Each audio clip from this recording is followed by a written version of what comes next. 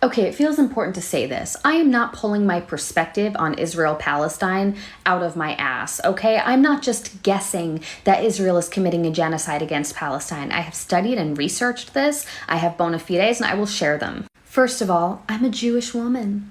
I was raised by a Zionist family. My grandfather was a Holocaust survivor. My family talks about our spirit of resistance and resilience constantly. Desiring goodness from the nation of Israel is in my blood, and still, I can see that this Zionist state is vicious, violent, and evil. If someone who is raised by a Zionist family, by people who believe that Israel has the right to exist and that it is our salvation, if I can overcome my pro-Israel bias and learn about this conflict, so can you. And frankly, I should not be calling it a conflict, it's a genocide. So when I was in college around 2012, 2013, a bunch of my friends and loved ones started going on birthright trips. And I knew enough then to ask the question when they got back from their birthright trips, what about Palestine? And when these people I love, admire, and respect started talking about Palestinians and using language like terrorists, I knew I had to learn more. I also knew that I wanted to go on birthright, and I was nervous about being brainwashed by the trip, and I should have been nervous. So before I went on birthright, I decided at my small liberal arts school in Massachusetts to get a well-rounded perspective, educational perspective on Israeli-Palestinian politics.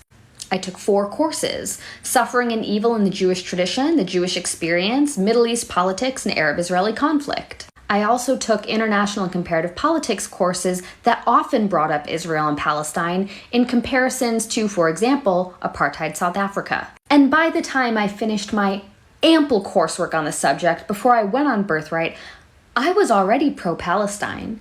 Because once you are in the literature, once you are in the research, not the media stories about this, not the pro-Zionist rigmarole on CNN and MSNBC, once you are in the literature and the data, this isn't a debate. This isn't a question. People talk about Israel-Palestine like it is incredibly complicated, and I reject that premise. It is not. We know that anti-Semitism exists globally, right? We know that Jews are not the most beloved population in the world. We know that Britain has a colonial history, and they have taken on colonial projects even through the 20th and 21st centuries. Essentially, Britain already wanted to colonize Palestine. So did the United States. And at the end of World War II, Britain and the US got to talking, and they thought, who do we want to exploit for military labor someplace that is surrounded by brown people so that we can rape and pillage land that we don't currently have access to? Where's one part of the globe we haven't effectively colonized yet?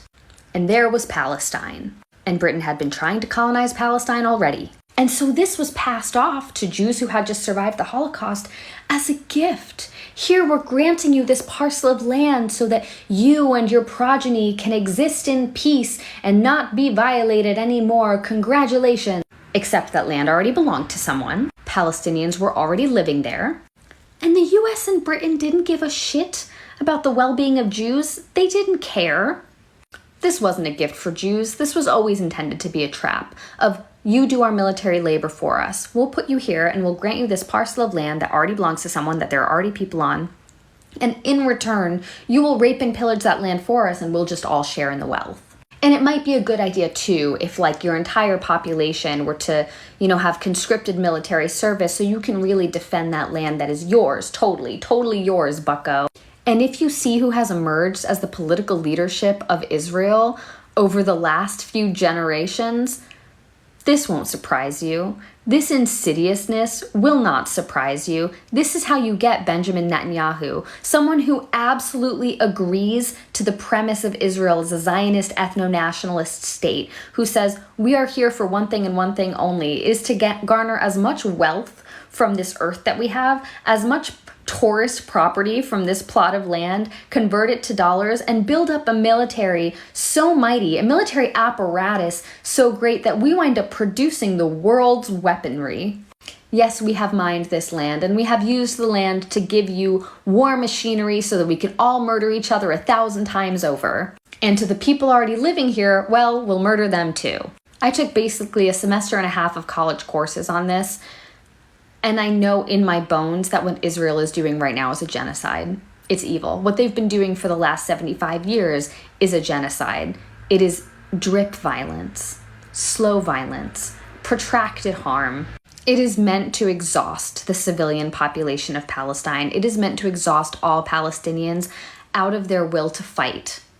And all the benefit, the wealth garnered from that land goes to the primary stakeholders, not the Palestinian people to whom the land originally belonged.